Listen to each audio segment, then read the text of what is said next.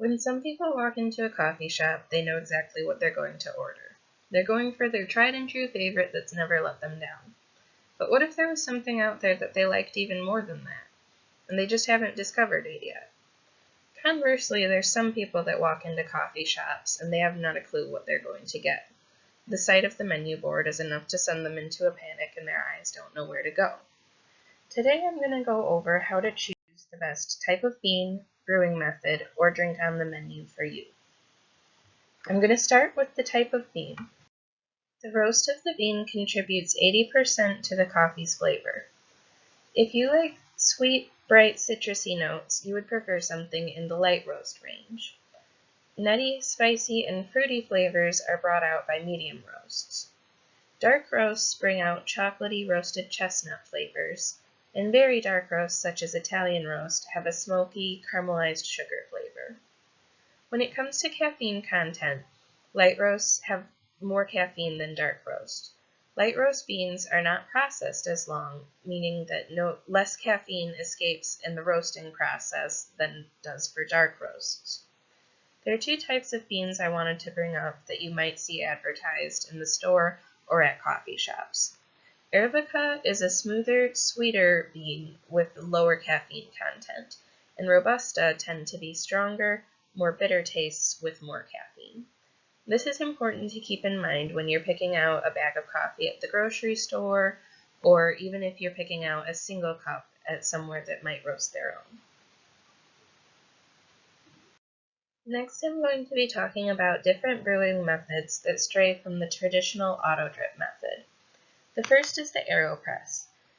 So this technique takes a medium to fine grind, so the coffee would be ground to about the size of table salt.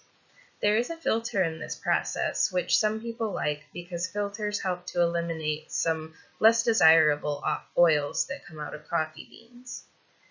There's pressure used in this method, which gives a stronger flavor similar to that of espresso. It's a very quick process, usually taking between 1 to 3 minutes. It's good for a single cup of coffee, but it's not too terribly difficult to make multiple in a row. The next method is the French press. This easy method uses coarse ground beans to produce a really strong cup of coffee. The grounds are added to the water in the French press and stirred, and then it's left alone to sit for about 3 to 5 minutes. This one, you could even walk away from it if you were getting ready or forgot, and come back and it would still be fine even if you were gone for longer than that. The length of time kind of adds to a stronger cup of coffee.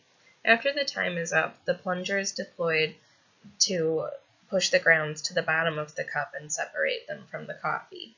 This method doesn't use a filter, so keep that in mind if you like the filter to eliminate some of the oils.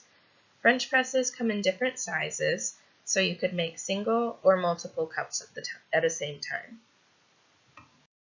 The Chemex and pour-over method is one of my personal favorites as it gives you more control over your cup. It is a filtered method, so it will eliminate some of the less desirable oils from the coffee grounds.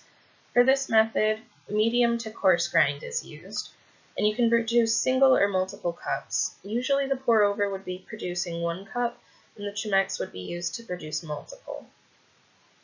This method takes a little bit of dedication to figure it out for home use. The way it works is that different weights of water are poured through the mechanism at different time intervals in the brewing process. Once it's figured out, it's really fun, but in the meantime, a lot of local places do offer this as an option for a single cup. The last alternative method that I wanted to talk about is using the abrik. This is a Turkish method that uses extra fine grounds about the consistency of powdered sugar. They're added with water to the abrik and brought to a boil repeatedly over the heat source. In Turkey, this is often done sometimes over the sand, and with the addition of sugar and spices such as cardamom. This is another method that would take some dedication and research, but would be really well worth it at the end. Finally, I wanted to talk about different things on the menu that might be your new favorite. If you like your coffee to taste like coffee, there's always the tried and true black cup of coffee. My next recommendation would be a red eye. This is brewed coffee with the addition of espresso shots. It leads to a very, very strong flavor and a very, very high caffeine content. You could order a shot of espresso by itself, which would be like a tiny concentrated cup of coffee. And if you like that really strong flavor with the high caffeine, but you're looking for something a little bit different, espresso con panna adds a dollop of whipped cream to the top. The sweetness of the cream brings out the flavor of the espresso in a great way, in my opinion. The last one I wanted to mention in this category would be a plain cold brew.